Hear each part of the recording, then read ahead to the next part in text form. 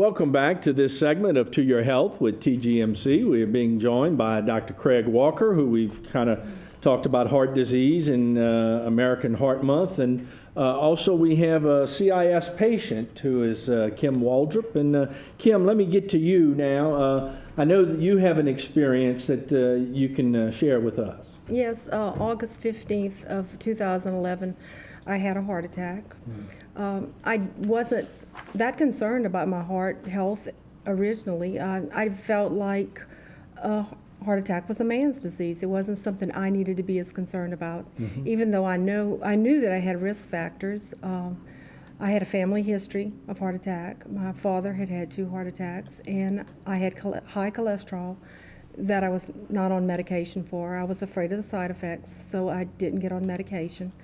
But even with all those risk factors, I worried more about my husband's heart health than my own. Right. So it's interesting, shortly before my heart attack, we attended a free screening at CIS. I made an appointment for him that night, but not for myself.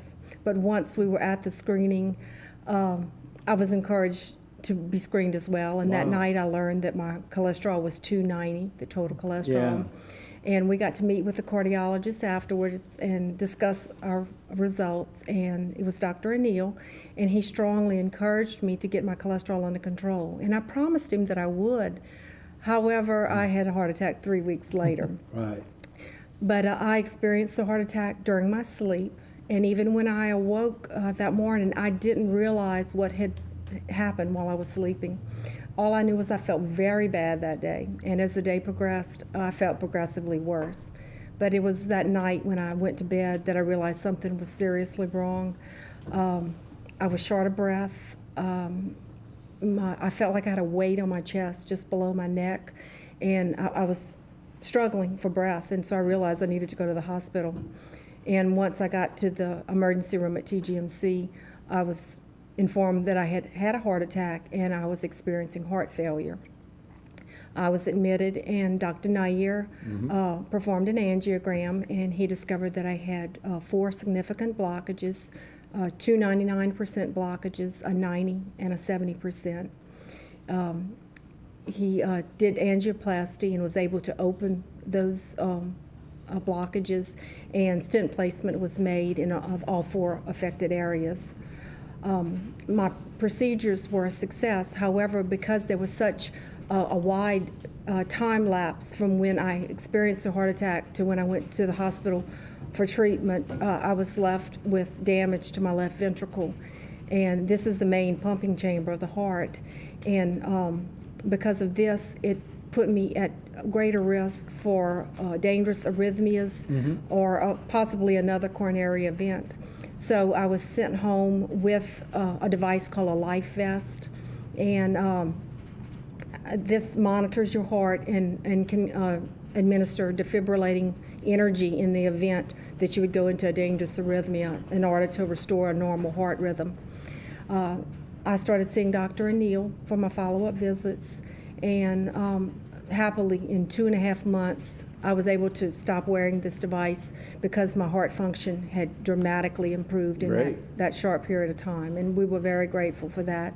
Dr. Anil has helped me to get my cholesterol to within healthy levels, and I'm now able to be very active and don't seem to have any residual effects. You certainly look great, which is great. I mean, you look very well. I feel so much better, and I'm definitely grateful to Dr. Anil and Nair and the Cath Lab team at Terrebonne General for giving me a second chance at the rest of my life. Sure. I'm also very grateful to Dr. Walker for establishing CIS in this area, because with the prevalence of heart disease that we have here, we need access to superior heart care, and we have that in CIS. No, we definitely do. And but let me ask you another question, Kim. What about long-term warning signs of a heart attack? Can you talk about that? Yes.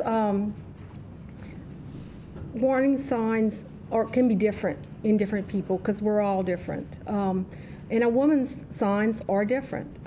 They're somewhat vaguer and less impressive than those of a man. And this is what sometimes leads us to deny and dismiss what we're feeling as simply old aches and pains, and that's what happened in my case.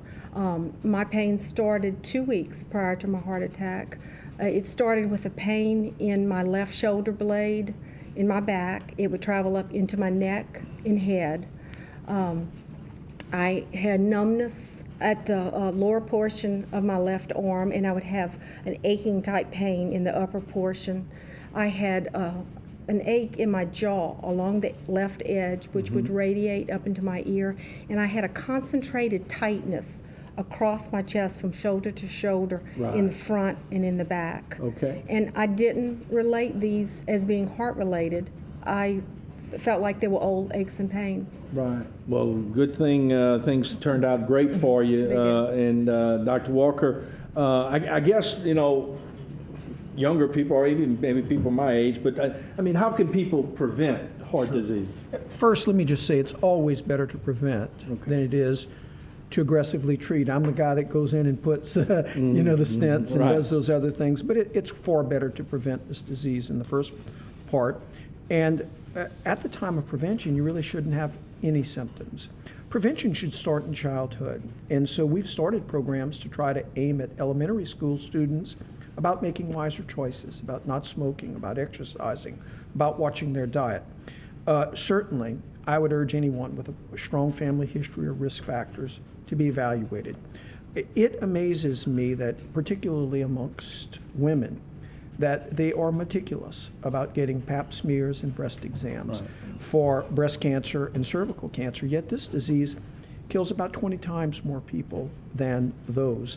It's a huge problem, and it's certainly one we should do a better job with. It's off of our radar screen, and it shouldn't be. If we have risk factors, front, middle, and side should be pay attention to heart disease. I applaud the Susan Komen Foundation for what they've done with breast cancer. We have NFL football players, for Christ's sakes, wearing pink shoelaces and pink ribbons. And that's great because this is a huge problem, but it is a minuscule problem compared to death rates from heart disease. I'm not suggesting it is a small problem. Breast cancer is also a huge problem. But compared to heart attacks, it absolutely pales. This is so overwhelmingly the leading cause of death and disability that really everything else is so far second. It's a whole different race. It laps all of the other contestants. And so we really have to do a better job with this. And the beauty of it is in today's world, we can. We've got drugs to absolutely control blood pressure. We've got drugs that can control cholesterol. We can stop clot formation. It's just we have to get to it early. There are wide misconceptions out there about the risks and the side effects of these drugs. I frequently have patients come in and say, "Doc, I don't want to take a cholesterol medicine. I've heard they're dangerous." To which my question is always, from whom? And typically it's from their neighbor or someone else who's not typically going to medical school. And the problem is, you can make comments about statements like that all the time, but in every large trial ever assessed, the drugs that lower cholesterol improve your outcome. They make you less likely to die of heart attacks, less likely to die of strokes. Can an individual person have a problem with the medicine? Of course. And that's why you need to have your physician monitor you and make sure that you don't develop that problem. And if you are, that you stop it.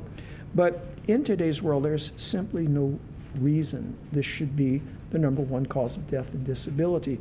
We have far better treatments than we ever did. We have effective treatments.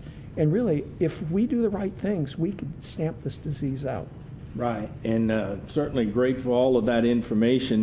Let me just go off script for a little bit, but I know that y'all have been very much involved in the stents, and they have come a long way because I know you were a pioneer in that particular field. Tell us a little bit about that transformation, or I guess the progress that's been made. Sure.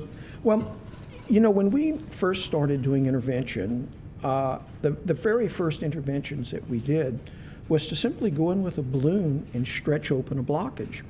And in some people that worked, but in some people it didn't work so well at all, because if you stretched it open, it came back like a rubber band, or there were little tears inside the vessel. And so the whole concept of a stent was we would put a sleeve inside the vessel, and this sleeve would hold the vessel open.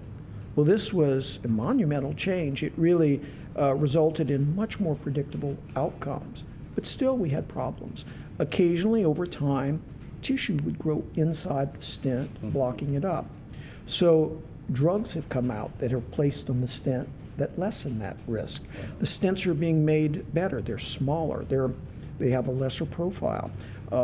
This field is an evolution, and we're seeing just monstrous changes coming out. On the horizon, not yet available in the U.S., but certainly in other countries, we actually have stents that we put in that are absorbed by the body, and after a couple years, they're gone. They're called biovascular scaffolds.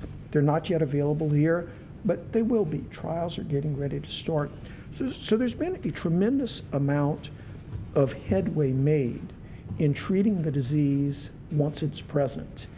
Where I would like to see us really focus, though, if we're going to really dent this, and certainly it's important to be able to treat the advanced disease, as Kim has mentioned. When you have the problem, you want it treated.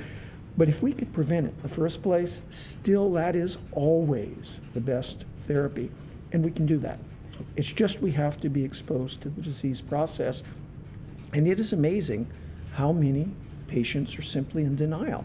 I was speaking to Kim outside before, and she says, Craig, I was in denial. I knew my cholesterol was high, but I denied it was a problem. I knew I had a risk factor. I denied that problem. And that is what's happening in America. We want to shrug it off, and unfortunately, it comes and it hits us like a sledgehammer. And that's what we have to get around. Okay, very good. And look, thanks so much to both of you, Kim, for sharing your journey and experience. We really appreciate that. And Dr. Walker, as always, thanks for what you've done. I mean, you've expanded the medical community in this town, the treatment of heart disease available right here. And I know that, you go internationally now and give talks and all that, but we so much are grateful for what all CIS has done, as well as Terrebonne General, and we welcome you to the program. Thank you, Jimmy. All right, what we'll do is we need to take a break, and when we come back, we're going to have more. Don't go away.